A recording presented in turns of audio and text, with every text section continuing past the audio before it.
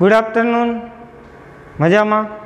ચાલો, લાસ્ટ લેક્ચરમાં આપણે ઘણો બધો અભ્યાસ છે એ કરી ગયા. શુદ્ધ અર્ધવાહકમાં વિદ્યુતનું વહન, એન પ્રકારના અર્ધવાહકો અને પી પ્રકારના અર્ધવાહકો, એટલું ભણ્યા. ફરીથી આજે મારે તમને એ જ ટોપિક શુદ્ધ અર્ધવાહકમાં વિદ્યુતનું વહન, શબ્દ લખ્યો છે બેન્ડવાદના આધારે, સમજાવો. આગળના લેક્ચરમાં આપણે જે 3 પ્રશ્ન ભણ્યા એ 3 પ્રશ્નોનો અભ્યાસ આપણે બોન્ડવાદના આધારે સમજ્યા. બોન્ડ એટલે બંધ અને બેન્ડ, આજે બેન્ડવાદના આધારે. બેન્ડ એટલે ઉર્જા સ્તરના આધારે સમજવા છે. ઓકે, ચાલો મારી સાથે રહેજો, સમજવામાં મજા આવશે. ઓકે, ચાલો હવે અહીંયા ધ્યાન આપજો. બહુ સરસ મજાનો ટોપિક છે અને થોડીક એવી ગણતરીઓ છે આની અંદર. એ ગણતરીઓ શીખવાની છે, હું તમને શીખવાડું છું.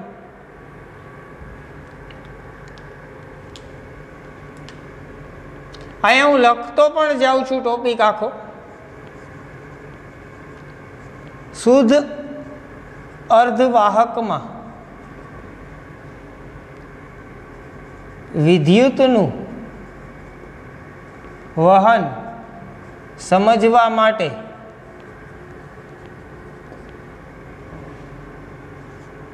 સિલિકોનના સ્ફટિકને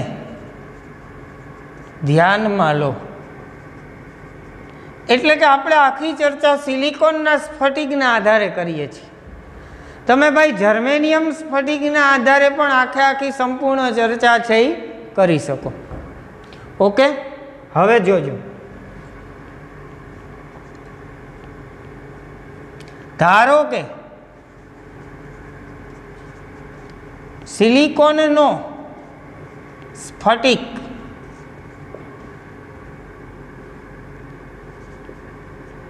એન, ભાઈ આ એન ખૂબ અગત્યનો છે આ ટોપિક માટે. પરમાણુનો બનેલ છે. પરમાણુ ભેગા થઈને એક સિલિકોન સ્ફટિકની રચના થાય છે. ને કેટલા પરમાણુઓ ભેગા થઈને? એન પરમાણુઓ ભેગા થઈને સિલિકોનની રચના કરે છે. હવે જો ધીમે ધીમે આપણે એનમાંથી થોડા અલગ પડતા જઈએ ને આગળ વધીએ. સિલિકોનના એક પરમાણુમાં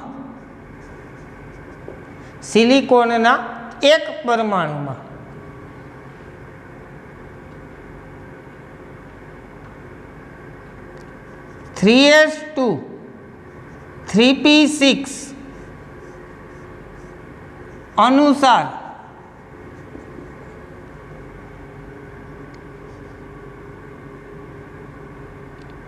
ટુ + 6 બરાબર 8 વેલેન્સ અવસ્થાઓ આવેલી છે,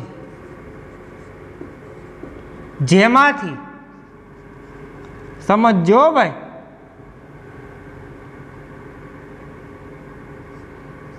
ટુ + 2 4 વેલેન્સ અવસ્થાઓ ભરાયેલી છે. આવું શું કામ લખ્યું મેં? હવે અહીંયા જો સિલિકોનની ઇલેક્ટ્રોન રચના 1s2 2s2 2p6 3s2 3p2 બરાબર. હવે આ જે છેલ્લી અવસ્થાઓ છે એને શું કહેવાય? વેલેન્સ અવસ્થાઓ. પણ હકીકતમાં તમને હું કહી દઉં કે ભાઈ 3s2 3p6 આમ 8 થાય કે નહીં? 8 વેલેન્સ અવસ્થાઓ થઈ અત્યારે. તો હવે 8 વેલેન્સ અવસ્થાઓમાંથી 3s2 3p2 સંરચના અનુસાર 4 અવસ્થાઓ કેવી છે? ભરાયેલી. અવસ્થા એટલે શું? તો કે જગ્યા. 8 ખાલી જગ્યા છે એમાંથી 4 ખાલી જગ્યા છે એ શું થઈ ગઈ? ભરાઈ ગઈ. તો વૈધી કેટલી? 4 ખાલી ને 4 ભરાયેલી. મેં એમ જ અહીંયા લખ્યું છે. 3s2 3p6 સંરચના અનુસાર 3s2 3p6 એટલે 2 + 6 એમ 8 વેલેન્સ અવસ્થાઓ છે ટોટલ. એમાંથી 2 + 2 = 4 વેલેન્સ અવસ્થાઓ ભરાયેલી છે. ઓકે, હાલો. આ ઘટના એક પરમાણુમાં બની. તેથી જો સિલિકોનનો સ્ફટિક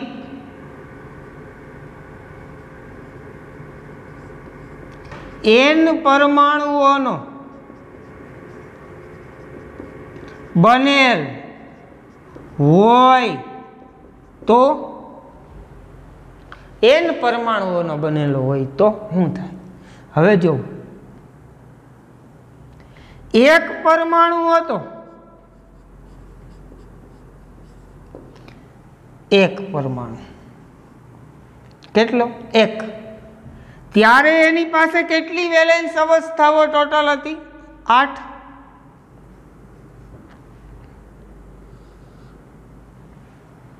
બરાબર કે નહીં? એક પરમાણુ હતો તો 8 વેલેન્સ અવસ્થાઓ. તો n પરમાણુ હોય તો કેટલી વેલેન્સ અવસ્થાઓ?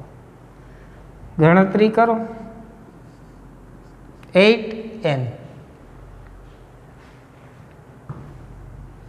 આમ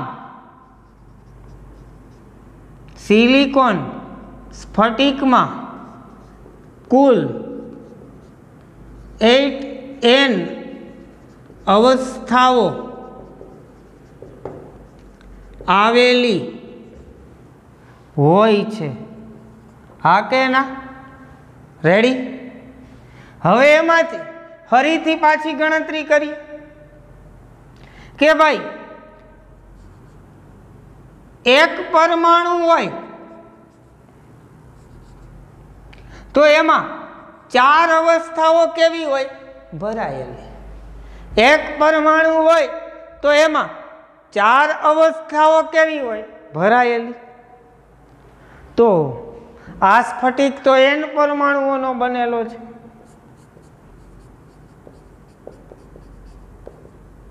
તો કેટલી? 4n અવસ્થાઓ. હવે જો હજી હું આ ગણતરી જ સમજાવું છું, ત્યારબાદ આપણે આગળ વધશું શું કરવું એ.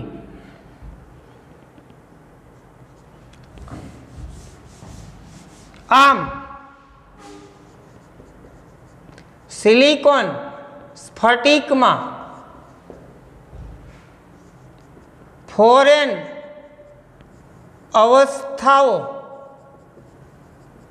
અવસ્થાઓ એટલે જગ્યાઓ ભરાયેલી અને 4n અવસ્થાઓ એટલે જગ્યાઓ ખાલી હોય છે. હા કે ના? તો હવે આખો સિલિકોનનો સ્ફટિક હોય તો એમાં 4n અવસ્થાઓ કેવી થઈ? ભરાયેલી. 4n અવસ્થાઓ કેવી થઈ? ખાલી. હવે આગળ દરેક અવસ્થાઓ ઊર્જા સ્તરની રચના કરે છે. બોલો આ શું? સ્તર એટલે શું? તો કે લેવલ. માની લ્યો કે કોઈ સ્ફટિકની અંદર કોઈ પરમાણુમાં તમારે એક ઇલેક્ટ્રોનને ગોઠવવો હોય તો એ ગોઠવવા માટે કંઈક ઊર્જાની શું પડે? જરૂર પડે. તો એક કોઈ ઇલેક્ટ્રોન ગોઠવાયેલો હોય તો એની પાસે કંઈક ઊર્જા છે એ શું હોય? તો કે હોય. જે ઊર્જા જે છે, ઊર્જાનું જે પ્રમાણ છે એ ઊર્જાના પ્રમાણને શું કહેવાય? તો કે ઊર્જા સ્તર. તો એક ઇલેક્ટ્રોન હોય તો એની પાસે એક ઉર્જા સ્તર હોય, બે ઇલેક્ટ્રોન હોય તો એની પાસે ઉર્જા સ્તર, ત્રીજો ઇલેક્ટ્રોન હોય તો એની પાસે ઉર્જા સ્તર હોય, ચાર ઇલેક્ટ્રોન હોય તો કેટલા ઉર્જા સ્તર થાય? ચાર. તો ફોરેન ઇલેક્ટ્રોન અવસ્થાઓમાં ગોઠવાયેલા છે. ચારેન અવસ્થાઓ ભરાયેલી કે ચારેન અવસ્થાઓમાં ઇલેક્ટ્રોન ભરાયેલા છે. આ જે ભરાયેલા ઇલેક્ટ્રોન છે એ ફોરેન ઉર્જા સ્તરોની રચના કરે છે. અહીં ફોરેન અવસ્થાઓ ભરાયેલી છે જે ફોરેન ઉર્જા સ્તરની રચના કરે છે, જેને વેલેન્સ બેન્ડ, કેમેસ્ટ્રીમાં તમે એને સંયોજકતા પટ કહે છે, જેને આપણે આકૃતિમાં દર્શાવીએ. ચાલો અહીંયા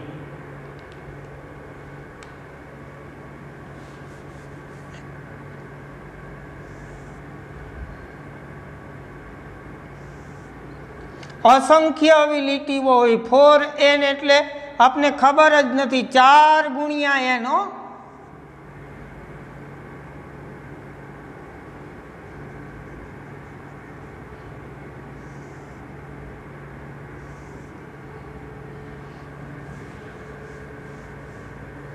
આવી રીતે બાળકો 4n ઉર્જાના સ્તરો આવેલા છે.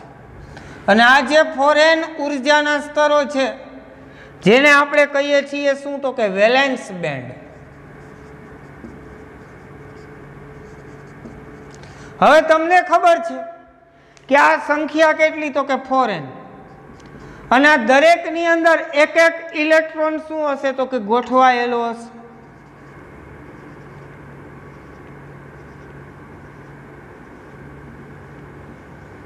આ બધાયમાં એક એક ઇલેક્ટ્રોન હશે. એવી રીતે ફોરેન અવસ્થાઓ શું થઈ? તો કે ભરાઈ ગઈ. દરેકમાં કેટલા ઇલેક્ટ્રોન? એક એક. સમજાય છે? અને એના આધારે ફોરેન અવસ્થાઓ શું થઈ ગઈ? તો કે ભરાઈ ગઈ. બોલો. હવે જો હું તમને સમજાવું, ફોરેન ના ખબર પડે તો તમને સામાન્ય એક સિલિકોનના પરમાણુ માટે વાત કરું. સિલિકોનનો એક પરમાણુ હોય તો એની પાસે 8 અવસ્થાઓ હોય, જેમાંથી 2 ભાગ પાડી દો. 4 ભરાયેલી, 4 ખાલી. ભરાયેલી એટલે કેનાથી ભરાયેલી હોય? તો કે ઇલેક્ટ્રોનથી શું થઈ હોય? ભરાયેલી. આ 4 અવસ્થાઓ. અને ચારેય અવસ્થાઓમાં શું હોય? તો કે એક એક ઇલેક્ટ્રોન શું થઈ ગયો હોય? ગોઠવાઈ ગયો હોય. સમજાય છે? કારણ કે 3s2 3p2 તો 4 વેલેન્સ ઇલેક્ટ્રોન થયા. એ ચારેય અવસ્થાઓમાં શું થયા? ભરાઈ ગયા. કુલ જગ્યા કેટલી હતી સિલિકોન પાસે હમાવાની? તો કે 8. 8 તો હતા નહીં, હતા કેટલા? 4. તો 4 ભરાઈ ગયા, 4 ઇલેક્ટ્રોન ગોઠવાઈ ગયા, એટલે કે 4 ઉર્જા સ્તર શું થઈ ગયા? ભરાઈ ગયા. પણ અહીંયા તો સિલિકોનના સ્ફટિકની ચર્ચા કરું છું. સિલિકોનનો સ્ફટિક n પરમાણુનો બનેલો છે, તો અહીંયા શબ્દ શું લખવો પડે? 4n. એક લખાય નહીં, એટલે આપણે પરમાણુની વાત નથી કરતા, આપણે કરીએ છીએ સિલિકોનના સ્ફટિકની. એટલે આવી રીતે લખ્યું. ફોરેન ઉર્જા સ્તરો ભરાયેલા છે. જે ફોરેન ઉર્જા સ્તરની રચના કરે છે, આને આપણે શું નામ આપી દીધું? Valence band. હવે જે ફોરેન ઉર્જા સ્તરો ખાલી છે, જે એક બેન્ડની રચના કરે, જેને કન્ડક્શન બેન્ડ અથવા તો કેમેસ્ટ્રીમાં તમે એને કહેશો વાહકતા પટ કહે છે. કારણ તો કે સિલિકોનનો એક પરમાણુ હતો, તેની પાસે 8 અવસ્થાઓ હતી, 4 ભરાયેલી હતી, 4 ખાલી હતી. એમ n પરમાણુ હોય તો 4n અવસ્થાઓ ભરાયેલી, 4n અવસ્થાઓ ખાલી.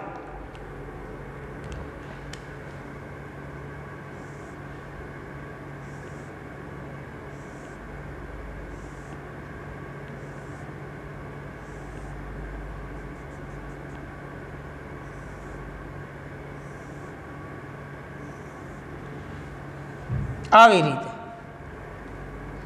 આ પણ કેટલી અવસ્થાઓ છે તો કે 4n. અને આ જે 4n અવસ્થાઓ છે એનું આપણે નામ આપીએ કંડક્શન બેન્ડ.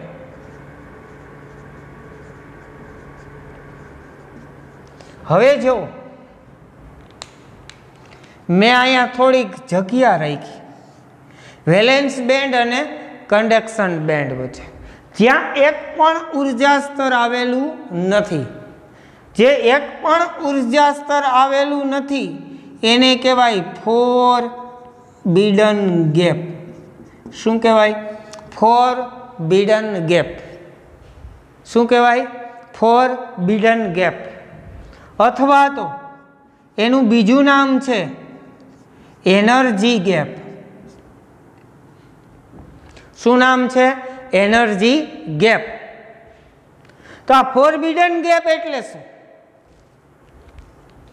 તો કે ભાઈ જ્યાં એક પણ ઉર્જા સ્તર આવેલું ના હોય એને કહેવાય ફોરબિડન ગેપ. અર્ધવાહકો માટે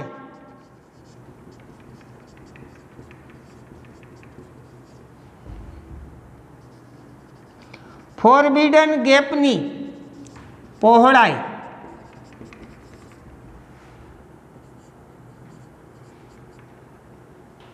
કરતા નાની હોય છે.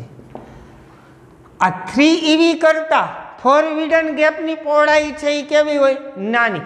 ફોરબિડન ગેપને સિમ્બોલિક ભાષામાં EG વડે દર્શાવાય અને EG નું મૂલ્ય 3eV કરતા કેવું હોય? નાનું. કેના માટે? અર્ધવાહકો માટે. બરાબર. જેમાં સિલિકોન માટે EG નું મૂલ્ય 1.1 eV અને જર્મેનિયમ માટે EG નું મૂલ્ય 0.72 eV છે. ભાઈ આ ખબર છે તમને? 1.1 eV અગાઉ આપણે લઈ લીધું હતું. ક્યાં લીધું હતું? યાદ કરો તો કે ભાઈ સહસંયોજક બંધ તૂટવા માટે સિલિકોન માટે જરૂરી ઉર્જા કેટલી? 1.1 eV હતી. અને સહસંયોજક બંધ તૂટવા માટે જર્મેનિયમ માટે ઉર્જા કેટલી હતી? 0.72. એ ઉર્જા જે હતી એ ઉર્જા એટલે શું તો કે ફોરબિડન ગેપ અથવા તો શું? Energy gap. ઓકે, ચાલો હવે શું થશે તો કે ભાઈ હવે મૂળ વાત ઉપર આવીએ, વિદ્યુત વહનને સમજવાની. કારણ કે ઉર્જા સ્તરો તો આપણે ભરી દીધા. 4n ઉર્જા સ્તરો ભરાયેલા, 4n ઉર્જા સ્તરો ખાલી. ભરાયેલા હતા એને વેલેન્સ બેન્ડ કીધું, ખાલી હતા એને આપણે કંડક્શન બેન્ડ કીધું, વચ્ચે જે જગ્યા હતી એને આપણે ફોરબિડન ગેપ કીધું અથવા તો એનર્જી ગેપ કહેવાય. બરાબર છે. પણ ભાઈ હજી આમાં વિદ્યુતનું વહન તો થતું જ નથી. કારણ કે વેલેન્સ બેન્ડ સંપૂર્ણ ભરાયેલી છે. હવે ઇલેક્ટ્રોન ક્યાંય હલી કે ચલી શકે એમ નથી.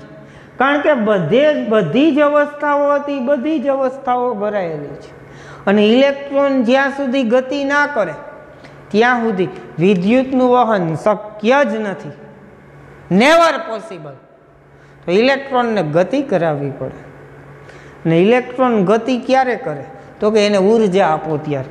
તો ભાઈ આ જે મેં સ્થિતિ દોરી છે ને, સ્થિતિ 0 કેલ્વિન તાપમાનની સ્થિતિ છે. કયા તાપમાનની સ્થિતિ છે? 0 કેલ્વિન તાપમાન. એટલે કે નિરપેક્ષ શૂન્ય તાપમાન. કેવા તાપમાને? નિરપેક્ષ શૂન્ય તાપમાને.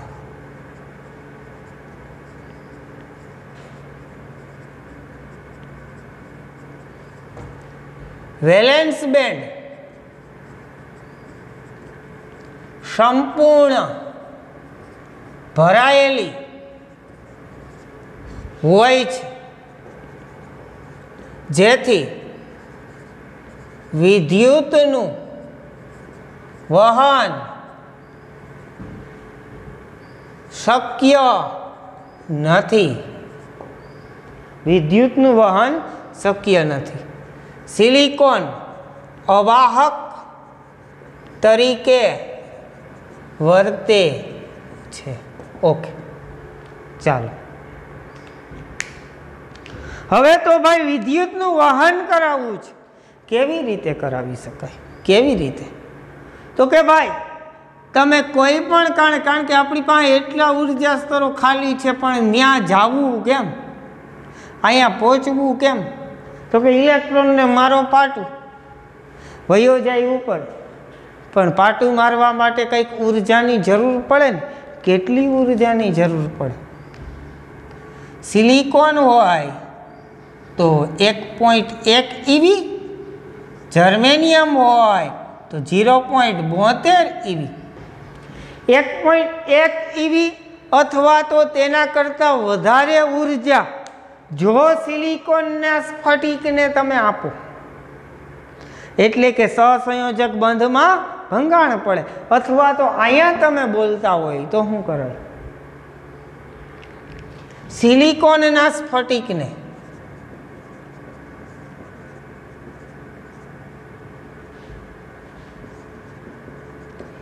એનર્જી ગેપ જેટલી અથવા તેના કરતાં વધારે ઉર્જા મળતા ઇલેક્ટ્રોન વેલેન્સ બેન્ડમાંથી કંડક્શન બેન્ડમાં સંક્રાંતિ કરે છે. સંક્રાંતિ કરે છે એટલે શું થાય? તો કે ભાઈ જાય છે. ક્યારે જાય? તો કે સિલિકોન હોય તો એને 1.1 EV અથવા તો તેના કરતાં વધારે ઉર્જા જો મળી જાય તો ઇલેક્ટ્રોન અહીંથી ગોલી થાય, અહીંયા જાય. એવા તો ઘણા બધા ઇલેક્ટ્રોન છે. એ શું કરે? તો કે વેલેન્સ બેન્ડમાંથી કૂદકા મારતા મારતા મારતા ક્યાં જાય? કંડક્શન બેન્ડમાં જાય. અને વેલેન્સ બેન્ડમાં હોલ સર્જાય છે. હા કે ના? હવે જેટલા ઇલેક્ટ્રોન ગયા એટલા અહીં શું રચાશે? તો કે હોલ રચાશે.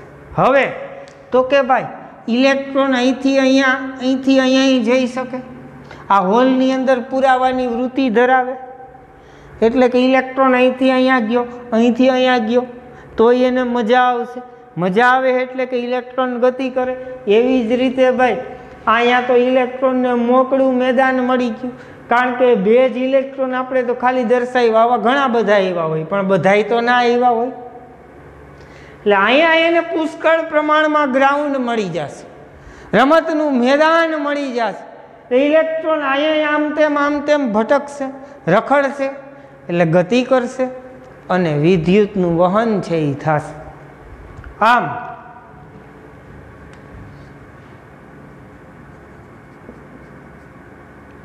શુદ્ધ અર્ધવાહકમાં વિદ્યુતનું વહન થશે. અહીં એની બરાબર એને થાય જ ને, કારણ કે જેટલા ઇલેક્ટ્રોન કન્ડક્શન બેન્ડમાં ગયા એટલા જ ખાલી જગ્યા ક્યાં પડી હશે? તો કે વેલેન્સ બેન્ડમાં.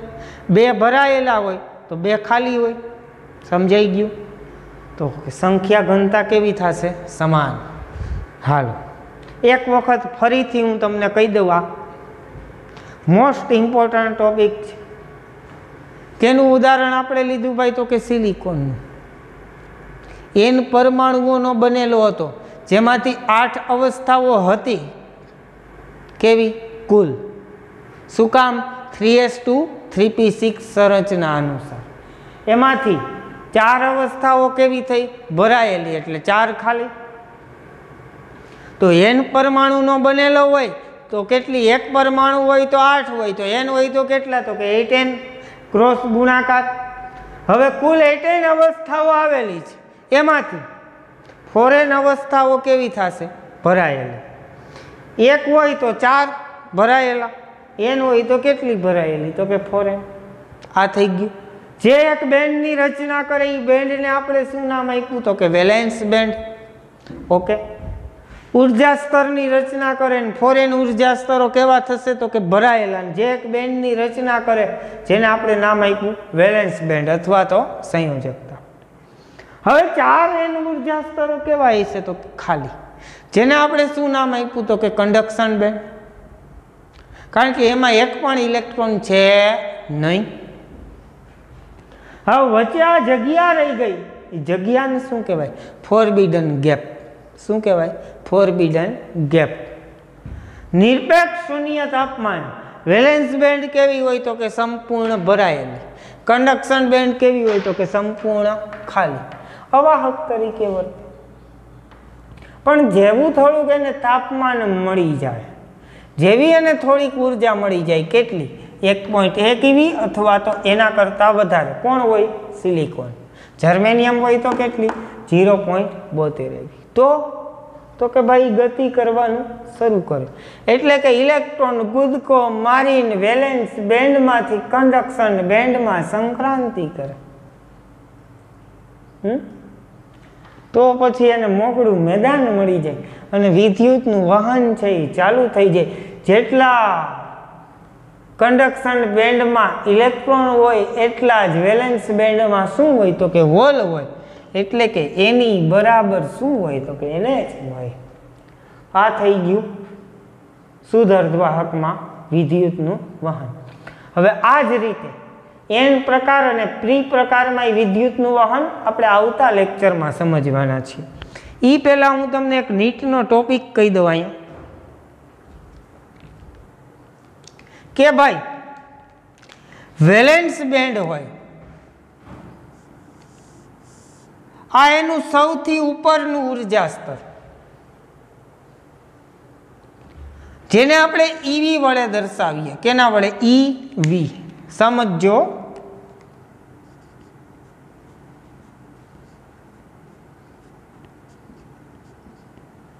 વેલેન્સ બેન્ડના મહત્તમ ઉર્જા સ્તરને EV વડે,